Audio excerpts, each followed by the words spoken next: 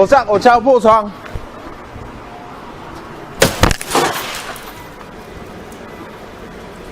411自动回降。先防锁一下。收到。小心哦。按下下车！下车！下车！走啊！这边有公幺2公幺这边回降。开车，这打开，门打开，打开。那电话接一下。打野到。哎，过来，上靠，上来，过来，出来，过来，过来，过来。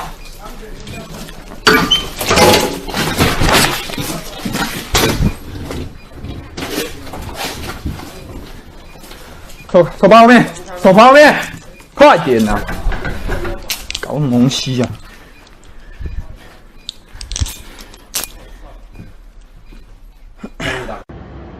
警方于今12日0时33分时接获民众报案称，有男子疑似窃取桃园客运公车后，并沿途擦撞民车。警方获报后，火速于5分钟内于龙岗路与永乐路口发现该失窃公车，并上前拦停及施以强制力破窗逮捕蔡姓嫌犯。全案依窃盗移送桃园地检署侦办。警方呼吁勿因一时贪念而触法。任何挑战公权力之行为，毕竟依法就办，绝不宽待。